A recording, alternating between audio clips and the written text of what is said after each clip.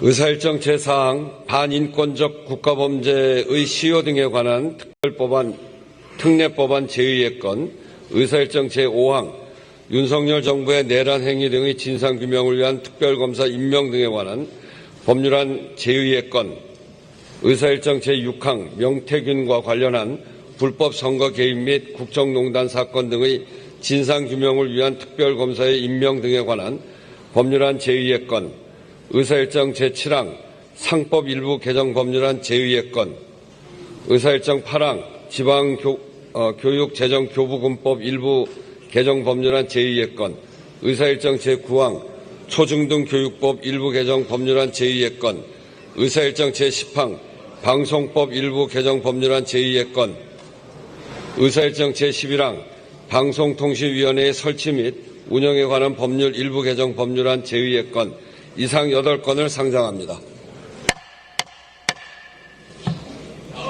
이상 8건의 안건은 국회가 의결하여 정부로 이송한 각 법률안에 대하여 대통령 권한대행으로부터 헌법 제53조 제2항에 따라 제의 요구가 있어 제의의 건을 심사하려는 것입니다. 그러면 먼저 박성재 법무장관 나오셔서 반인권적 국가범죄의 시효 등에 관한 특례법안 제의의 건, 윤석열 정부의 내란 행위 등의 진상규명을 위한 특별검사 임명 등에 관한 법률안 제의의 건, 명태균과 관련한 불법 선거 개입 및 국정농단 사건 등의 진상규명을 위한 특별검사 임명 등에 관한 법률안 제의의 건, 상법 일부 개정 법률안 제의의 건, 이상 4건에 대하여 제의 요구 이유를 설명해 주시기 바랍니다.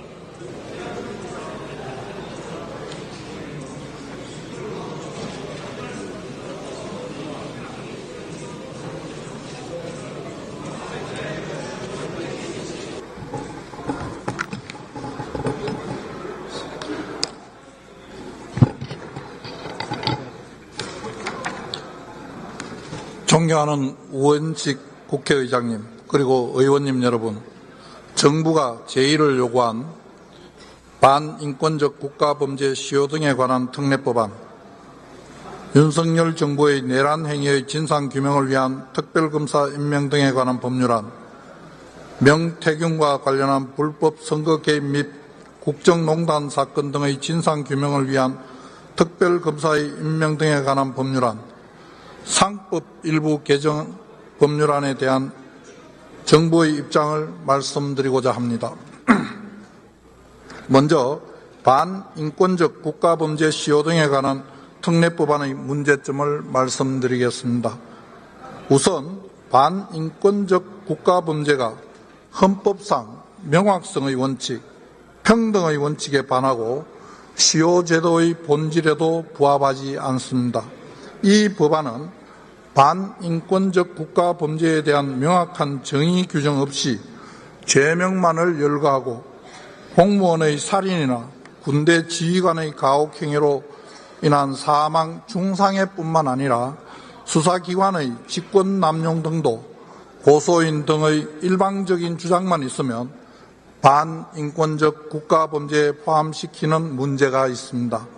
그리고 명확성의 원칙과 관련하여 대법원은 법안에 규정된 수사 또는 기소에 관한 직무, 공무원의 범위 및 사건의 실체를 조작, 은폐라는 개념이 불명확하고 예측 가능하지 않게 범죄의 범위가 확장될 수 있다고 지적하였고, 대한변협도 대상자를 예측하기 어렵고 사건 실체 조작, 은폐 부분은 명확하지 않은 개념이라고 지적하였습니다.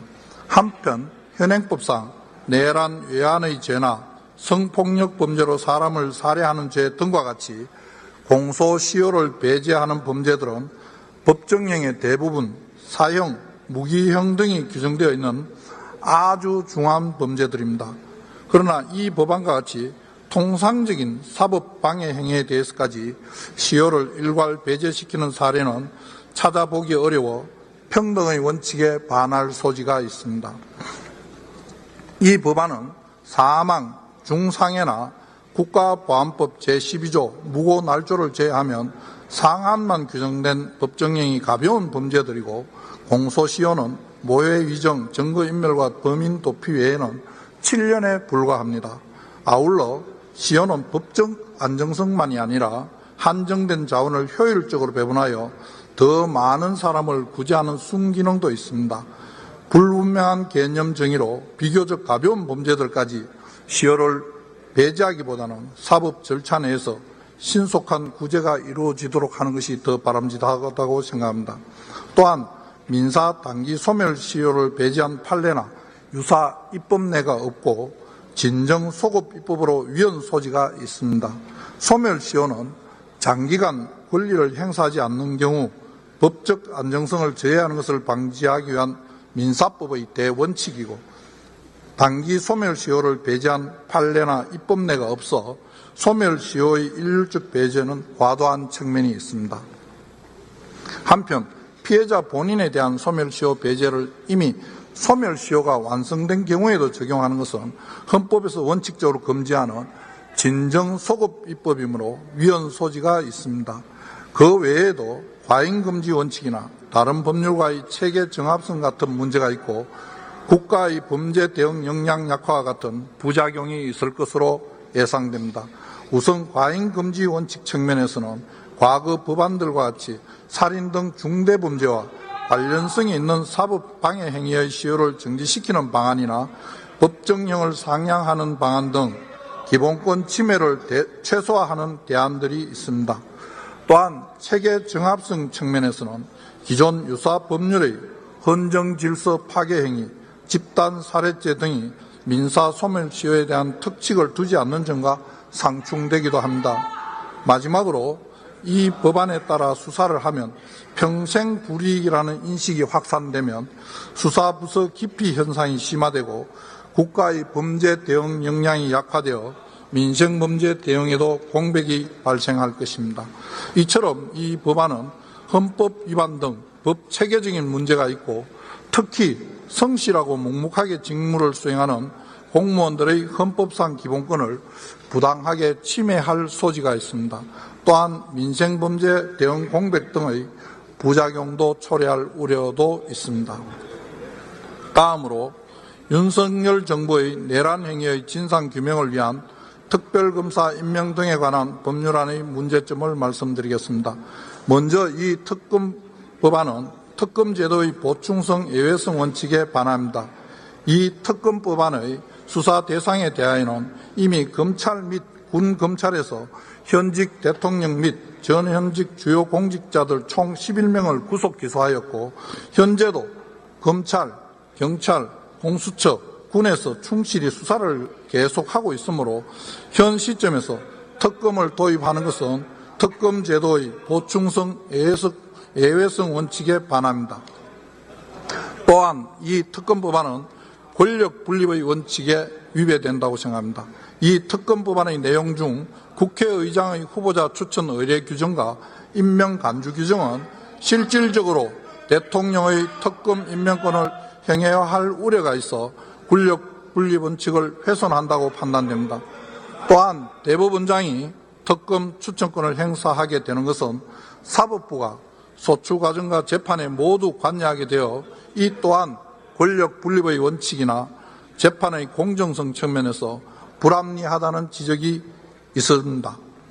한편 이 특검 법안은 국가 안보 등에 회복하기 어려운 치명적인 결과를 초래할 우려가 있습니다.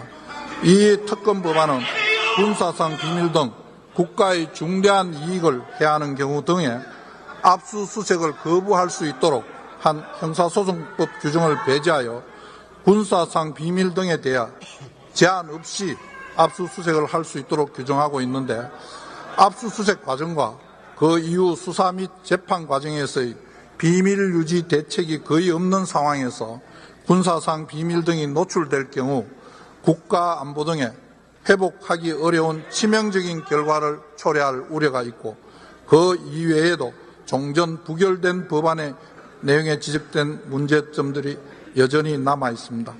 이처럼 이 특검 법안은 보충성, 예외성 원칙에 반하고 특별검사 임명과 관련한 대통령의 권한을 침해하며 군사상 비밀 등에 대해 제한 없이 압수수색을 할 수 있도록 규정하여 국가 안보에 치명적인 결과를 초래할 수 있으므로 위헌의 소지가 있다고 생각합니다. 다음으로 명태균과 관련한 불법 선거 개입 및 국정농단 사건 등의 진상규명을 위한 특별검사의 임명 등에 관한 법률안의 문제점을 말씀드리겠습니다. 먼저 이 특검법안 역시 특검제도의 보충성, 예외성 원칙에 문제가 있다고 생각합니다.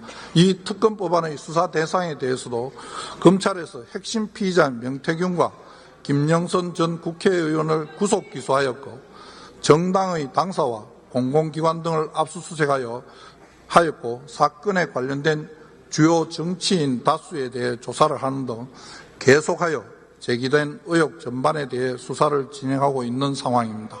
현 시점에서 특검을 도입하는 것은 특검 제도의 보충성, 예외성 원칙에 위배된다고 판단됩니다. 또한 이 특검 법안도 권력 분립의 원칙에 위배된다고 생각합니다.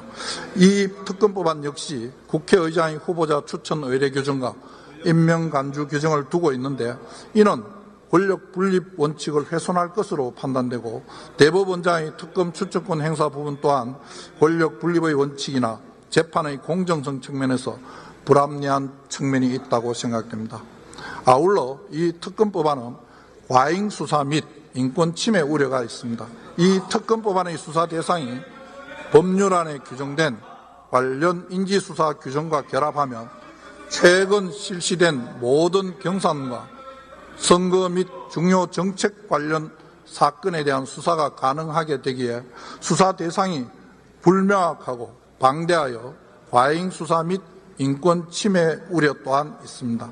한편 이 법률안은 특별검사에게 이미 진행 중인 사건의 공소유지 권한을 부여하여 특별검사 제도 취지에 맞지 않습니다. 이 법률안은 특별검사의 직무 범위에 이미 진행 중인 재판의 공소유지 권한을 포함시켰는데 이는 특별검사가 검찰이 공소제기한 사건에 사후적으로 개입하는 것이 되어 보충적, 예외적으로 도입되는 특검 제도의 취지와 맞지 않습니다. 이처럼 이 특검법안은 보충성, 예외성 원칙에 반하고 특별검사 임명과 관련한 대통령의 권한을 침해하며 수사 대상이 불명확하고 방대하여 과잉 수사 및 인권 침해 우려가 있습니다. 특별검사의 직무 범위에 이미 진행 중인 재판의 공소유지 권한을 포함시키는 것은 보충적, 예외적으로 도입되는 특별검사 제도의 취지와 맞지 않으므로 신중한 검토가 필요하다고 생각합니다. 마지막으로 상법 일부 개정 법률안의 문제점을 말씀드리겠습니다. 우선 이 법률안은 우리나라 법률의 근간을 이루는 민법 및 상법의 체계와 배치됩니다. 민법과 상법상 확립된 법리인 법인격 독립론에 따라 이사는 주주가 아닌 회사와의 유임관계하에서 회사를 위해서 수행하는 것으로 통설과 판례가 인정하고 있습니다. 그럼에도 이 법률안은 이사의 의무 상대방으로 직접적 위임관계가 없는 주주를 병렬적으로 규정하고 있는데 이는 우리 민법의 법인제도 및 상법의 회사제도와 근본적으로 맞지 않습니다. 이사의 주주에 대한 충실 의무는 불문법 국가인 미국의 일부 주에서 판례법상 특별한 경우에 인정되는 법리일 뿐 이 법률안과 같이 성문법의 포괄적인 형태로 이사의 주주에 대한 충실 의무를 규정하는 나라는 확인되지 않습니다. 이에 국회 전문위원과 법원 행정처도 우리나라의 기본적 법 체계에 맞지 않다며 우려를 표한 바 있는 것으로 알고 있습니다. 다음으로 이 법률안은 의무의 충돌 상황에서 이사에게 어떤 행동을 해야 하는지 그 기준을 제시하지 못합니다. 이 법률안은 개별 주주에 대한 충실 의무를 규정하고 있으나 주주마다 이해관계가 모두 상이하므로 이사의 각 개별 주주에 대한 의무는 서로 충돌할 수밖에 없습니다. 하지만 이 법률안은 개별 주주의 서로 다른 이해관계를 어떻게 조화할 것인지 판단 기준을 제시하지 않습니다. 그 결과 수범자인 이사는 민형사상 책임 가능성 때문에 경영상 의사결정을 하기가 어렵게 되고 기업의 성장 동력은 훼손되게 될 것이며 장기적으로는 주주 가치 하락으로 이어질 것입니다. 또한 배임죄 적용 범위가 과도하게 확대될 우려가 있습니다. 현행법상 개별 주주에 대한 배임죄는 성립하지 않는 것으로 해석합니다. 그런데 개정안은 이사의 주주에 대한 신임관계를 규정하는 것으로 해석될 수 있고 이 경우 개별 주주에 대한 배임죄까지 성립하여 처벌 범위가 확대될 우려가 있습니다. 주가 하락 등을 계기로 일부 주주들이 고소와 고발을 남발하고 경영진을 압박하는 경우 지금까지와는 다른 차원의 혼란이 유발될 것입니다. 배임죄는 기술 유출, 공공비리 등 회사법 외의 영역에서도 폭넓게 적용되고 있어 폐지 시 형사처벌에 공백이 발생할 수도 있습니다. 그러므로 배임죄의 폐지가 대안이 될 수도 없다고 생각합니다. 아울러 이 법률안은 입법 취지와 달리 주주 보호에 역행하는 방식으로 해석될 소지도 있습니다. 개정안의 취지는 이사가 지배주주 이익만 추구하는 결정을 할 때 일반 주주가 손해배상을 청구할 수 있게 하는 것입니다. 그러나 주주 모두를 만족시킬 수 있는 그런 상황이 아닌 의무의 충돌이 발생되는 상황에서 이사는 다수결의 남용이 아닌 이상 지배주주를 포함한 다수의 이익에 충실한 판단을 할 수밖에 없습니다. 입법 목적과는 반대로 이 법률안에 따르면 지배주주를 위해 의사결정을 한 이사가 면책될 가능성이 더 높아집니다. 그 이외에도 개정안은 여러 위헌 소지가 있습니다. 이사에게 금지되는 행위가 무엇인지 어떻게 하면 면책이 되는지 예견할 수 없어 명확성의 원칙에 반할 소지가 있습니다. 그리고 법률로 국민의 권리를 제한하거나 의무를 부여하는 경우 과잉금지의 원칙을 준수하여야 합니다. 이에 정부는 이 법안의 문제점을 고려하여 상장사의 합병 등 조직 재편 상황을 특정하여 이사가 주주의 정당한 이익 보호에 노력해야 한다는 점을 명시하는 등 자본시장법 개정안을 대안으로 제안한 바 있습니다. 정부의 대안과 비교해보면 개정안은 중대한 부작용이 우려되고 수단의 적합성, 법익 균형성 및 피해의 최소성 요건을 결여하여 과잉금지 원칙 위반의 소지가 있습니다. 이처럼 상법 개정안은 기본법인 민상법 법체계에 배치되고 배임죄 적용 범위를 과도하게 확대할 우려가 있습니다. 또한 입법 취지와 달리 회사 경영진에는 불확실성을 초래하면서 주주 보호에 역행하는 방식으로 해석될 소지가 있고 위헌 소지도 있는 등 많은 문제점을 가지고 있습니다. 지금까지 정부가 제의 요구한 법률안들의 문제점을 간략히 설명드렸습니다. 이 법률안들은 그 내용에 있어 헌법에 위반될 여지가 상당하거나 부작용이 심각할 것이기 때문에 이를 바로잡는 것은 정부에 부여된 당연한 책무입니다. 의원님들께서 이러한 점을 깊이 고려하셔서 부디 이 법률안들의 문제점을 다시 한번 살펴봐 주실 것을 간곡히 요청드립니다. 감사합니다.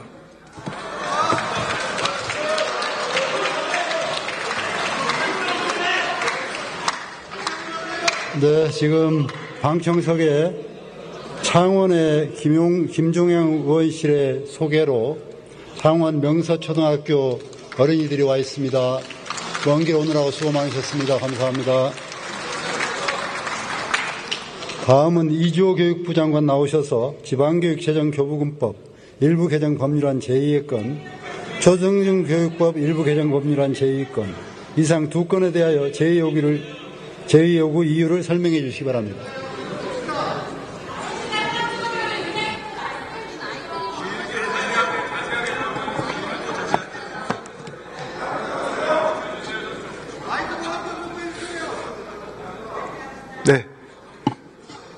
존경하는 국회 부의장님 그리고 의원님 여러분, 지난해 12월에 의결된 지방교육재정교부금법 일부 개정 법률안과 초중등교육법 일부 개정 법률안에 대해 정부가 공포하지 못하고 국회에 제의를 요구드리게 된 점에 대해 안타깝게 생각합니다. 국회의 입법권은 최대한 존중되어야 하나 개정안 시행에 따른 우려사항이 있어 부득이하게 제의를 요청드릴 수밖에 없는 이유에 대해 정부의 입장을 설명드리겠습니다. 먼저 지방교육재정교부금법 일부 개정 법률안에 대한 제의 요구 사유를 말씀드리겠습니다. 개정안은 고교 무상교육을 시작하면서 이에 필요한 비용의 47.5%를 국가가 5년간 한시적으로 지원하도록 한 것을 3년간 더 연장하는 특례 조항을 담고 있습니다. 지방자치단체의 교육학예에 필요한 경비는 지방교육재정교부금 등을 재원으로 충당하도록 하고 있고 국가는 이를 지원하기 위해 필요한 재원을 교부하고 있습니다. 다만 2019년 고등학교 무상교육을 도입하면서 안정적 도입을 지원하기 위해 5년간 한시적으로 일부 비용을 추가적으로 교부한 것입니다. 정부는 올해 지난해보다 3조 4천억 원 증가한 72조 3천억 원을 시도교육청에 교부할 계획이며 이 재원을 포함해 지방교육 재정을 내실있게 사용한다면 고등학교 무상교육 비용은 지방에서 부담할 수 있을 것으로 생각합니다. 그럼에도 국가가 과도하게 추가 비용을 지원한다면 국가 전체의 효율적 재정 운영을 어렵게 하여 궁극적으로 국민 부담을 가중시킬 것입니다. 정부는 고등학교 무상교육에 대한 지원을 반대하는 것이 아닙니다. 다만 국가 및 지방 재정 여건 등을 고려하였을 때 지방교육 재정 내에서 부담하는 것이 효율적으로 판단되어 제의를 요구할 수밖에 없음을 헤아려 주시기 바랍니다. 고등학교 무상교육은 이번 개정안과 상관없이 계속되어야 하는 사항입니다. 지금도 17개 시도에서는 정상적으로 추진되고 있으며 앞으로도 계속될 것임을 약속드립니다. 다음으로 초중등교육법 일부 개정 법률안에 대한 제의 요구 사유를 말씀드리겠습니다. 개정안은 그동안 정부가 추진해온 AI 디지털 교과서뿐만 아니라 인공지능, 빅데이터, 클라우드 등 지능정보 기술을 활용한 어떠한 형태의 교과서도 개발 및 활용하는 것을 제한하여 학생들이 교과서를 통한 디지털 기술에 기반한 맞춤형 학습을 균등하게 받을 수 있는 기회를 제한하게 됩니다. 또한 개정안에 따라 AI 디지털 교과서가 교과서가 아닌 교육자료가 될 경우 무상 의무 교육 대상이 아니므로 학생, 학부모의 부담이 발생할 수 있고 시도별, 학교별, 재정 여건 등에 따라 사용 여부의 차이로 교육 격차가 심화될 우려가 있으며 이로 인해 헌법상 균등하게 교육받을 권리를 침해할 소지도 있습니다. 나아가 다양한 저작물 활용, 질관리, 가격, 개인정보 보호를 비롯하여 특수교육 대상자 및 다문화 학생을 위한 접근성 등 다양한 측면에서 교과서의 이점을 활용하는 것이 어려워지게 됩니다. 또한 개정안은 이미 검증에 통과하여 현장에서 활용되고 있는 AI 디지털 교과서도 즉시 교육자료로 지위가 변경되면서 헌법상 신뢰보호의 원칙을 침해할 소지가 있습니다. 코로나19 등을 계기로 디지털 기반 교육 혁신은 일관된 교육정책 방향이었으며 2023년 국회에서도 디지털 교육 대전환에 공감하며 교원의 디지털 역량 강화를 위한 특별교부금 마련을 위해 지방교육재정교부금법 개정안을 의결해 주신 바 있습니다. 정부는 국회 입법 취지와 현장 의견을 고려해 2025년 한 해에는 교과서의 지위를 유지하되 희망하는 학교를 중심으로 자율 선정하도록 하였으며 현재 약 33%의 학교에서 AI 디지털 교과서를 선정하여 이미 활용하고 있습니다. 현 시점에서 AI 디지털 교과서를 교육자료로 규정하는 경우 학교 현장의 엄청난 혼란이 예상되므로 초중등 교육법 개정안에 대해 신중하게 검토해 주실 것을 요청드립니다. 아무쪼록 의원님들께서 이러한 점을 깊이 해량하셔서 정부의 제의 요구에 대해 다시 한번 살펴봐 주시기를 간곡히 부탁드립니다. 앞으로 정부도 국회 및 현장과 더 적극적으로 소통하며 정책을 보완해 나가겠습니다. 감사합니다.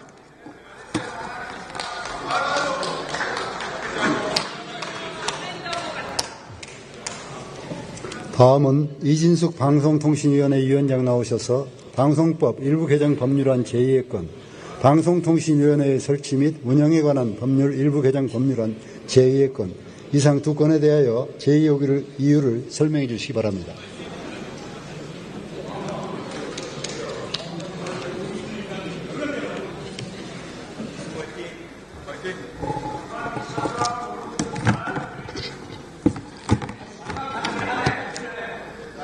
존경하는 국회 부의장님 그리고 의원님 여러분, 방송통신위원회 위원장 이진숙입니다. 저는 오늘 정부를 대표하여 방송법 일부 개정 법률안에 대한 정부의 입장을 말씀드리고자 이 자리에 섰습니다. 지난 1월 10일 방송법 일부 개정 법률안이 국회에서 의결되어 정부로 이송되어 왔습니다. 그러나 이를 정부가 공포하지 못하고 국회에 제의를 요청드리게 된 점에 대해 매우 유감스럽게 생각합니다.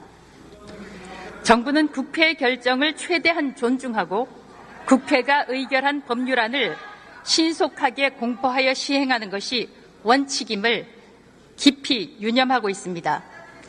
그러나 국회로부터 이송된 법률안을 면밀히 검토한 결과 해당 법률안들이 시행될 경우 분명한 부작용이 예상되기 때문에 부득이 헌법에 명시된 규정에 따라 제의를 요청하게 되었습니다. 제의 요구 주요 사유에 대해 말씀드리겠습니다. 첫째, 방송법 일부 개정 법률안은 수신료 납부 의무가 없는 국민의 재산권을 침해할 우려가 있습니다. 수신료 결합 징수로 원복할 경우 수신료 납부 의무가 없는 국민이 수신료가 전기요금과 함께 납부되고 있음을 알지 못해 과오납하는 상황이 다시 발생하여 국민의 재산권을 침해하는 결과를 초래할 수 있습니다. 둘째, 수신료 결합 징수를 강제하는 것은 국민의 선택권을 저해하고 수신료 제도의 잦은 변경은 국민과 계약 당사자 등의 혼란을 초래할 수 있습니다. 수신료 분리징수가 시행된 지 얼마 되지 않은 상황에서 다시 결합징수로 변경될 경우 분리징수의 도입 취지나 행정에 대한 신뢰가 훼손되고 국민과 수신료 징수 관련자 모두에게 혼란을 초래하게 됩니다. 정부는 수신료 분리징수 제도가 정착될 수 있도록 제도적 뒷받침을 충실히 해나가되 국민께서 분리징수와 결합징수 중 선택할 수 있는 방안도 적극 강구할 것입니다. 셋째, 수신료 징수 방식을 시행령이 아니라 법률로 규정한다면 정부의 자율성과 규제의 유연성이 제한될 우려가 있습니다. 방송법 개정안의 경우 수신료의 징수 방식을 방송법에 규정하여 수신료 징수 제도를 효율적이고 유연하게 운영할 수 있도록 하려는 현행 법령의 취지를 제한하고 있습니다. 행정부의 재량권이 인정돼야 할 사항에 대하여 법률을 통하여 획일적으로 정하는 것은 행정부가 행정 환경에 맞는 합리적 결정을 내릴 수 있는 권한을 제한할 우려가 있습니다. 넷째, 입법 과정에서 충분한 협의와 사회적 공감대 형성이 부족하였습니다. 공영방송 수신료 제도는 텔레비전 수상기를 소지한 국민 전반에 영향을 미칠 뿐 아니라 방송의 공정성을 구현하기 위한 제도적 기반으로서 관련 제도의 변경은 중요한 사안에 해당합니다. 그러므로 입법 과정에서 충분한 협의와 폭넓은 사회적 공감대를 바탕으로 추진되어야 하지만 이번 개정안에 대한 심의 과정에서 이를 위한 충분한 대화와 타협이 이루어졌다고 보기 어렵습니다. 다섯째, 재정 지원 등 공영방송의 재원 안정화를 위한 근본적 해결 방안을 함께 논의해 가야 합니다. 수신료 분리징수는 수신료에 대한 투명한 징수 체계를 기반으로 국민적 동의를 얻고자 추진된 것으로 이는 공영방송의 재원 안정화를 위한 초석이 될 것입니다. 한국방송공사의 재원 확보를 위하여 현재 국회의 보유자산 활용에 대한 방송법 개정안이 발의되어 있으며 정부도 공영방송이 그 역할을 다할 수 있도록 재정 지원 방안을 적극 검토해 나갈 것입니다. 이와 같이 개정안은 국민 재산권 침해와 행정부의 자율성 훼손 및 국민 혼란 방지 필요 등을 고려하여 신중하게 검토돼야 할 것입니다. 행정기관은 합의제 기구라고 하더라도 국민을 위해 상시적이고 계속적으로 행정 업무를 수행할 수 있도록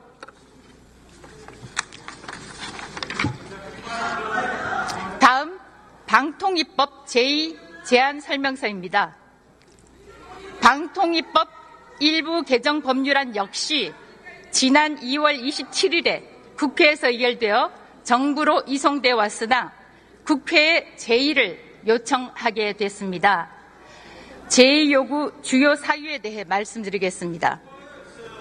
첫째, 방송통신위원회의 의사정족수를 3인으로 엄격하게 규정하는 것은 방통위의 상시적 행정기능 수행을 어렵게 할 수 있습니다.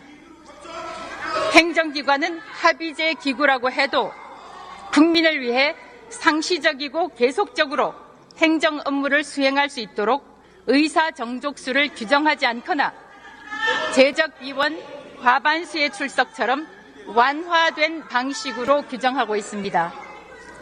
그런데 이번 개정안처럼 의사정족수를 상임위원 정원 5인의 과반수인 3인 이상의 출석으로 규정하게 되면 여러 가지 사유로 인해 위원 공석이 발생할 경우 합의제 행정기관인 방통위의 상시적인 행정행위가 곤란해질 수 있습니다. 또한 방통위의 주요 소관 사무 대부분은 방통위법 제12조에 따라 심의 의결이 필요한 사항으로 규정돼 있어 어떠한 사유로든 위원 3인이 참여하지 못하는 경우 방통위 회의가 개의되지 못하여 방송통신정책 및 이용자 보호 등에 필요한 방통위 소관 사무의 대부분을 수행할 수 없게 되고 그 피해는 국민께 고스란히 돌아가게 됩니다. 둘째, 국회 추천일로부터 30일이 지나면 국회가 추천한 자를 대통령이 임명한 것으로 간주하는 것 역시 대통령의 임명권을 침해하고 권력 분립 원칙에 반하게 됩니다. 국회가 추천한 날부터 30일이 지나면 국회가 추천한 자를 대통령이 임명한 것으로 간주하는 것은 사실상 국회가 임명권을 행사하는 것이 되어 대통령의 임명권을 형해하는 것으로 헌법상 권력 분립 원칙에 위배됩니다. 또한 대통령의 임명권 행사 시한을 30일로 제한하면 고위공직자 검증을 충분히 하기 어려워 방통위의 공정성과 전문성이 훼손될 우려도 있습니다.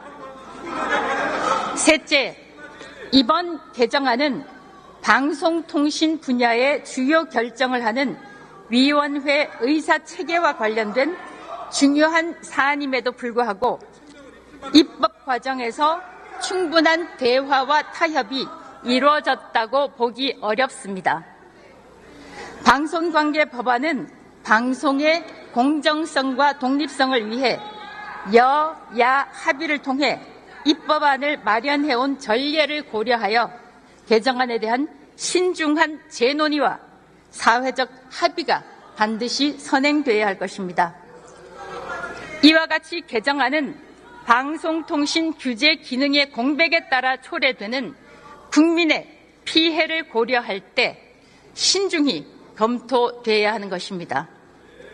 아무쪼록 의원님들께서 이런 점을 깊이 해량하셔서 정부의 제의 요구를 원만히 처리해 주실 것을 간곡히 요청합니다. 감사합니다.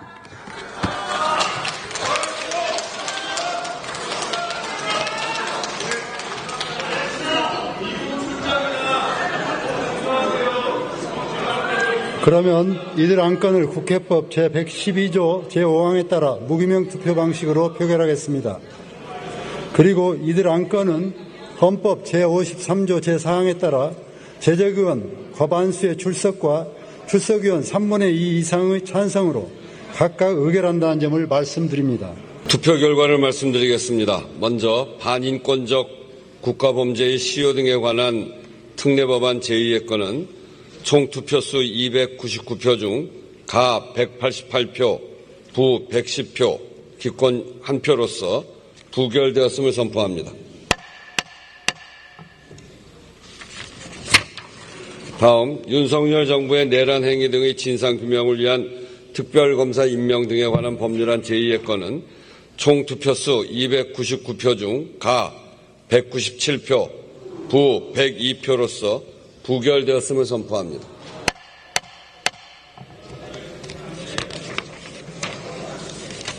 다음 명태균과 관련한 불법 선거 개입 및 국정농단 사건 등의 진상규명을 위한 특별검사의 임명 등에 관한 법률안 제2의 건은 총 투표수 299표 중 가 197표, 부 98표, 무효 4표로서 부결되었음을 선포합니다.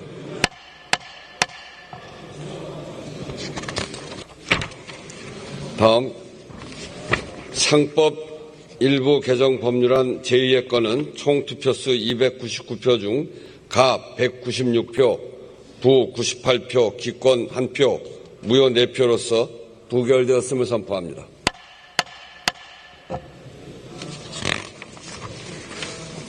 다음 지방교육재정교부금법 일부 개정 법률안 제2의 건은 총 투표수 299표 중 가 190표, 부 105표, 무효 4표로서 부결되었음을 선포합니다.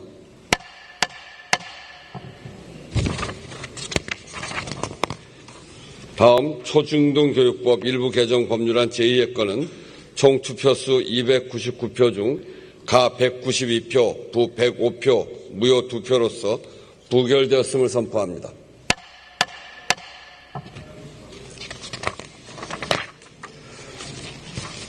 다음 방송법 일부 개정 법률안 제2의 건은 총 투표수 299표 중 가 212표, 부 81표, 기권 4표, 무효 2표로서 가결되었음을 선포합니다.